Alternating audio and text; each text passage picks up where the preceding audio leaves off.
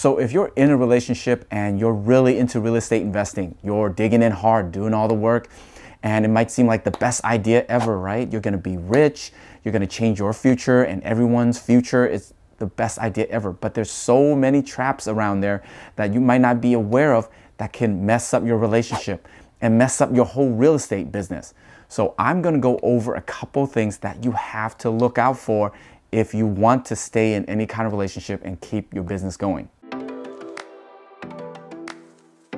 Hey, what's up? My name is Henry. Welcome to the Wong Mindset. So when I first got into real estate investing, I already had a whole family, right? Wife, 2 kids, and I was in my mid-30s, and I decided to dig in hard, right? I was reading everything, books, podcasts, videos, Google, anything that I can think of. I spent my 1,000 hours, right? I put my time in, went in deep.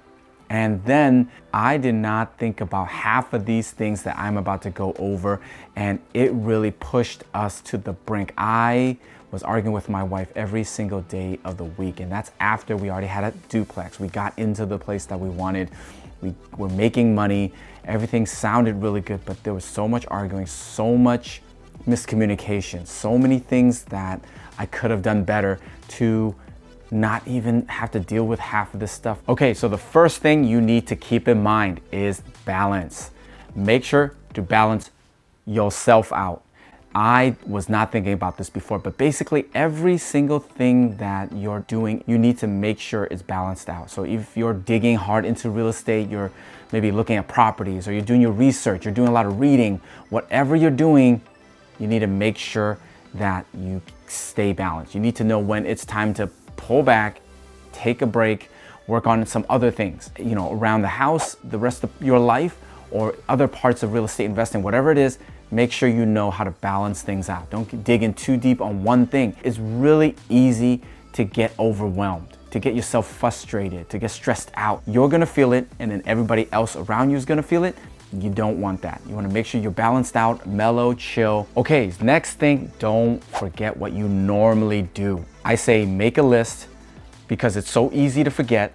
I even forget, I didn't even make a list, okay? Because I don't remember what I did yesterday. I don't remember what I ate at first. Make a list of the things that you normally do in your life. It could be around the house, or for your kids, or for your wife, or just for your work, or whatever you're interested in at that time. Make a list of all of the things and make sure that you make time for everything. Make sure that you are either prioritizing, pick a couple things out that are really important, and then make time to even knock out the simple stuff. I was digging in so hard into real estate and stuff around the house. I was slipping. I was not taking care of some of the stuff, and that got me into a lot of trouble, right? I didn't realize. I was like, I'm doing so much. I'm doing everything for us, and we're trying to make all this money. Who gives a crap, okay? There's still, life goes on around you. Make sure you still take care of the things that you normally take care of. Don't let that slip. All right, so the next thing, make time. For all the stuff that we just talked about, having balance and having that list of things to take care of, make time to do it, okay? You're not too busy. Even if you're buying a place right now, you're in the process, you're working on a place, you're doing your own work, or you're talking to contractors, agents, whatever it is, you can make time to do those things. There is no excuse. In a day, you have 30 minutes. There's some time somewhere that you can make to take care of those things. Those are just as important. All right, so a really, really, really big thing is communication. You need to make sure you're communicating with your partner, your girlfriend, your wife, whatever. Make sure they know what the plan is. Make sure you're constantly communicating what you're doing, what's going on, what's this current situation. And in the beginning, they need to know what your vision is, right? What are you trying to do? What is the whole point of all this? Paint that picture for them. Where are they gonna be in a couple years, right? Or in 10 years, whatever the end game is. Make sure you paint that picture so they know what's going on. And then constantly keep them updated. Make sure they know regularly what's going on. If you need their help, or if they need any help, or if they're feeling any kind of way, communicate. Make sure you chat it up.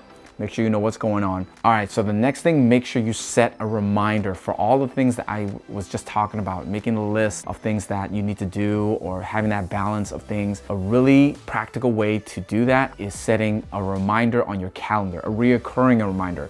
So when it pops up, set a timer for 30 minutes, 1 hour, whatever makes sense for you, and do it. If it's in a week, in a day, in a month, whatever, you can make 30 minutes or an hour out of that. It's possible, you can do it. Either you prioritize something that's really important or just pick a thing that you need to do.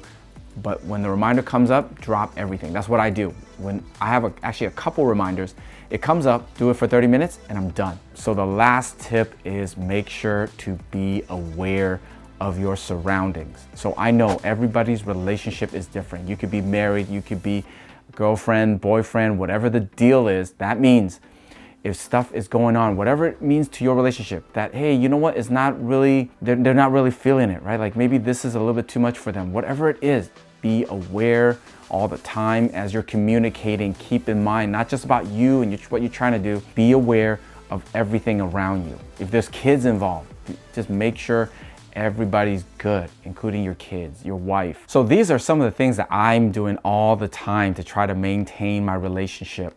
I think that it's so important, if you want to keep that relationship, that you do some of these things. And I want to say that when you're in a relationship, things are so much easier when it comes to real estate investing. I'm only able to do half the stuff I'm able to do because of my wife. She covers a bunch of stuff and I do a bunch of other stuff. But when we're working with two incomes and we have two people constantly joining forces, working on things, it makes it a lot easier. So if you have something good, right, and you want to keep it, make sure you keep some of these tips in mind and constantly work on it and see what works for you. So if you're interested in watching some more real estate investing videos, I have a couple videos that I made over here. Check it out. Thanks for watching this one and good luck out there.